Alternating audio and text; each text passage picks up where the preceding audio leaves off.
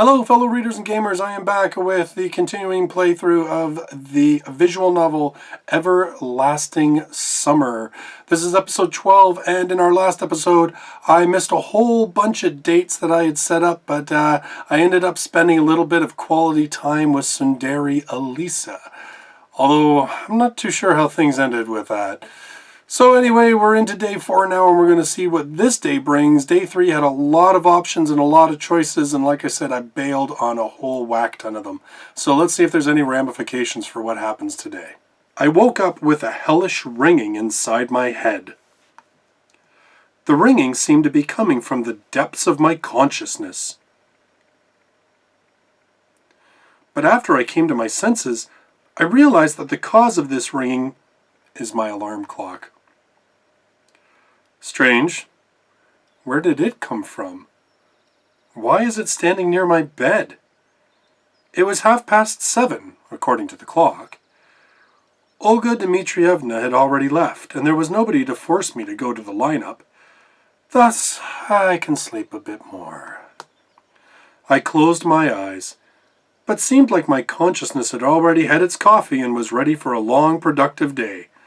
I need to get up. I should plan my day out. After all, I need to at least find out something today. True that, man. Like, for all of his investigating, we don't even know what year everybody thinks it is. But still, nothing came to my head.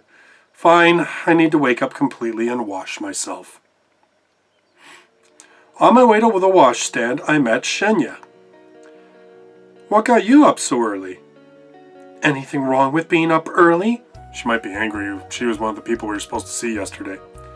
She looked at me as if I had insulted her. No, nothing. Just curious.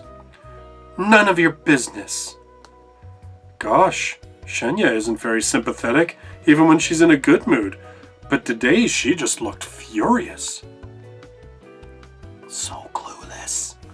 The cold water perked me up. The fog in my head dissipated, and my thoughts started arranging themselves. Curiously, I started to worry about finding a good place in the canteen more than about finding answers. Oh, maybe it's like one of those things where, like, it's one of those creepy things where the longer you're there, the more you're assimilated.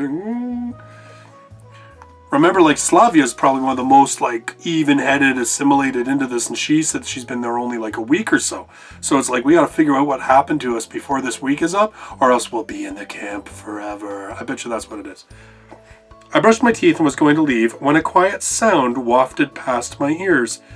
It's probably a squirrel or some other animal. I heard another sound, this time a bit further. I walked 10 meters along the path, searching for the source. Nobody, just the morning forest. I returned to the washstands and saw Miku, who was looking for something in the grass. Noticing me, she smiled and jumped up to me. Oh, hello, good morning. I accidentally scattered my tooth powder, just trying to gather it all back up. The dewy grass didn't seem to be helping matters. Are you sure that's a good idea? Well, why? What else can I do? I don't have any more. It was the last I had. She pouted like a child who had just had her favorite toy taken from her. Here, I'll give you mine. I dug into my bag. No tooth powder here. Strange. Didn't I just put it there? I walked away for just a minute, and now it's gone. Listen, it looks like I've forgotten it. I didn't want to tell her that it had just gone missing. Knowing the sensitivity of this girl, it was safe to assume that vanishing household goods would impress her so much that her brain would reset itself in order to avoid overheating. Well, I'll be off. Yeah, cheers. Visit me in the music club. I'm still alone there, but Miku's voice faded in the freshness of the summer morning far behind me. This girl needs some friends. Getting back to the leader's cabin, I took my cell phone and looked at the battery meter. Enough power for a day, maybe even less.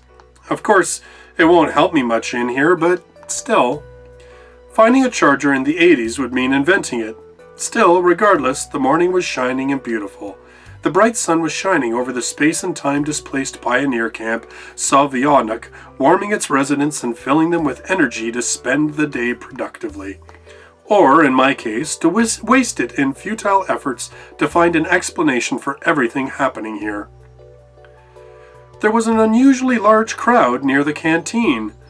Of course, there was no other place in the camp that pioneers loved as much as the canteen, but why were they all crowding on the porch? I came closer to find out what was going on. It looked like all the camp had gathered at the porch. There were all the familiar girls, Olga Dmitrievna, and Electronic. They were having a lively discussion. I drew closer. Ah, Semyon, have you seen Shurik today? No. What's the matter? We haven't been able to find him since early morning. Disappearing pioneers? Well, that's something new. But he was with you yesterday? She was talking to Electronic. Yes, he was. So you woke up this morning and he wasn't anywhere to be found? No. Why didn't you come to me immediately?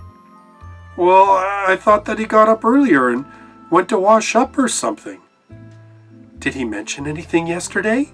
Interjected Slavia. For example? That he was going somewhere, for instance. Nope. What exactly is so horrifying about that? It's only 9 a.m. He might have decided to go for a walk. You don't know Shurik. She looked over at me seriously. Well, no, I don't. But I didn't see anything suspicious in this situation. Okay, let's stop panicking. We'll find him. How could he miss breakfast? Uliana grinned. Exactly. Time to eat anyway. The pioneers proceeded into the canteen. Yet again I had no choice where to fit in. The only free place was at the table with Elisa and Uliana. Take a seat. She pointed at the chair next to her. I sat down. Oh, I'm asking for it. Aren't you going to get your food? Huh, good idea. I hadn't thought about that. Today's breakfast didn't look much different from yesterday's, but it looked more appetizing. Or maybe I was just very hungry. Or maybe I was eager to finish it off as soon as possible to avoid yet another Uliana prank. Want to go to the beach with us today? When? Right after breakfast. Generally speaking, relaxation wasn't on my agenda today, but if I was going to spend my time thinking, why shouldn't I do it while getting a suntan? Sure, why not? Ah, cool!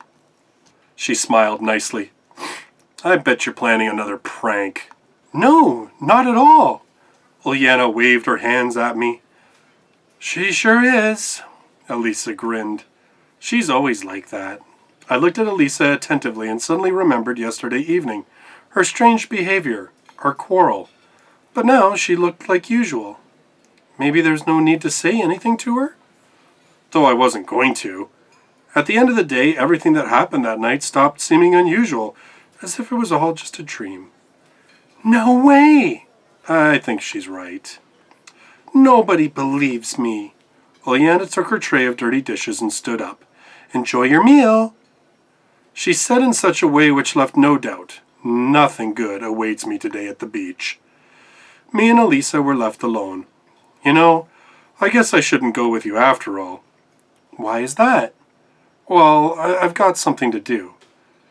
And what exactly would that be? She looked at my eyes, and I couldn't even find an appropriate excuse. I don't even have a swimsuit. Try mine. You think it will fit me?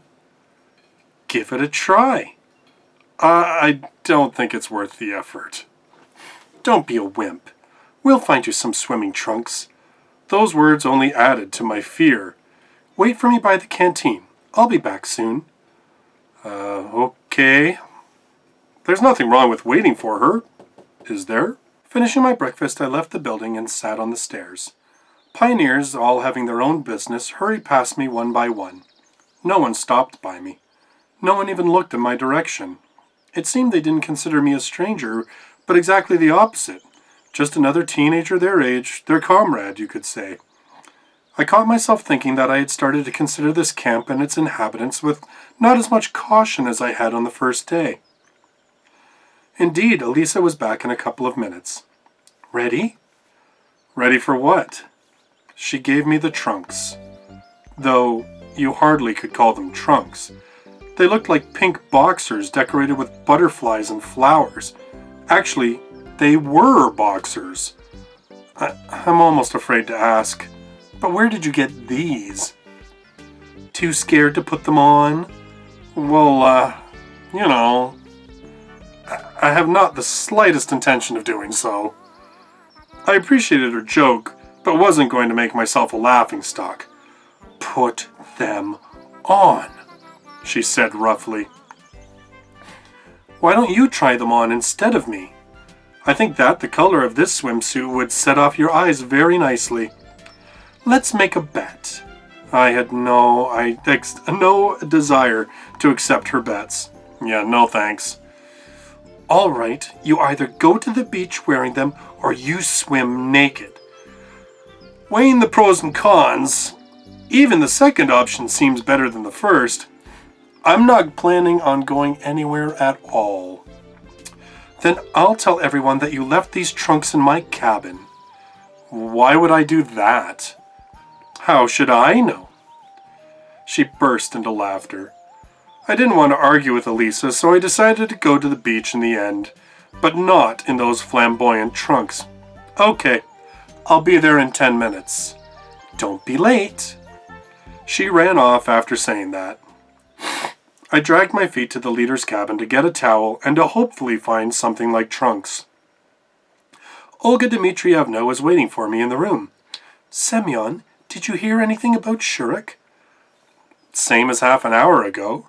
I walked to my bed and took a towel. Are you going somewhere? Yeah, to the beach. Wait, do you have swimming trunks? You came here without any luggage, as I recall. Strange, that fact didn't seem to surprise her during our first encounter. No.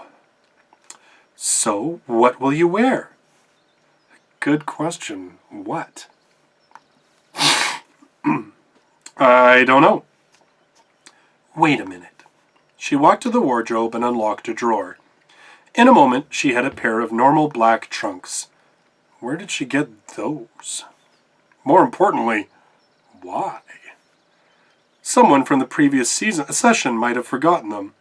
Considering all the strange things in this camp, it wasn't really surprising to find men's swimming trunks in Olga Dmitrievna's room.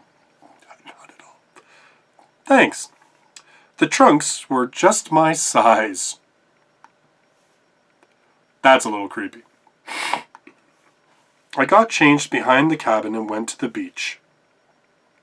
A lot of pioneers had already gathered there, but I recognized only Elisa and Uliana. Come here. I walked over to them and sat on the sand. I see you found something better. She stared at my trunks and smirked. As you can see. Come on, let's swim. I don't want to. Maybe later. I was not a fan of swimming. Suit yourself. The girls ran into the water. Why did I come here? Why am I not looking for answers? Should I care about it now? Sovionok seemed normal. Certainly a lot of strange things have happened to me during these 3.5 days, but not one of them, taken separately, seemed at all supernatural. Especially since I didn't get any closer to finding so much as a clue. On the contrary, everything that has happened has only confused me more. What alternatives do I have? I won't get any truth from the local residents, though I doubt they even know it. Should I try to leave this place? But how far can I walk, considering that I don't even know where I am? It turns out that my only option is to wait. After some time, the girls came back. Uliana had something in her hands. Look! I looked up and saw a crayfish. Just a normal crayfish.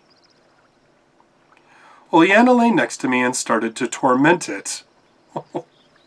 Poor crayfish.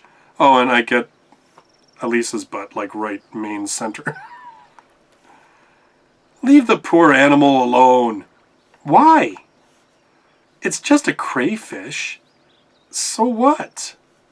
It has a right to live too. I'll rip its claws off and ask the cook to boil it for dinner. As if we have nothing else to eat. I looked at Elisa. She seemed to be totally uninterested in Ulyana's fun with the poor sea creature. Tell her. What's wrong? It's a crayfish. It deserves it. It looked like the girls missed their lessons on nature in primary school and lacked empathy for the environment. Give it. I snatched the crayfish off Ulyana. Suit yourself. I was a little surprised she didn't resist. I looked into the eyes of the poor animal. They didn't express anything at all, but I thought that if it could speak, it would certainly be outraged. Maybe it would even go to the UN Convention of Human Rights. To tell the truth, I wasn't sure that would help. I took the crayfish to the river and set it free. Never mind, I'll catch more. There are plenty of them here, said Ulyana. No doubt about it, I mumbled. Time passed, and I was getting sleepy. I fell asleep. Nothing good can come from this. I don't remember what I was dreaming about, if I was dreaming at all, but I woke up when someone shook my shoulder. Olga Dmitrievna stood next to me. Did you come to swim too? I asked, still half asleep. No. It's almost time for lunch, and we still can't find Shurik, the leader said, standing before me in a wet swimsuit. And? I want you to look for him. It seems like I'm the only pioneer in this entire camp. I was sincerely outraged. Every time it was getting clearer that Olga Dmitrievna considered me her errand boy, to be used like a slave, or vice versa. If I came to you, then I want you to help me. Why exactly me? However, after giving it some thought, I decided to agree. After all, my shoulders and back got sunburned while I was sleeping, and searching for Shurik would let me get acquainted with unexplored locations of the camp. Okay. It was not exactly right to wander around wearing only swimming trunks, so I should get changed first. 10 minutes later, I stood outside Olga Dmitrievna's cabin, deciding where to go. Oh, now we're going to decide where to go. Okay, well, I'm going to stop it there. So I guess in our next video, we're going to be searching the grounds for Shurik to see where this guy got himself taken away to. Did he go there on his own? Did somebody take him? Has he disappeared? Will it give us some clue what this camp is all about? Maybe we'll find out in the next episode of Everlasting Summer. I hope you enjoyed the video. If you did, click on that like button. Subscribe to the channel for all my future videos. I hope to see you next time. Until then, bye-bye for now.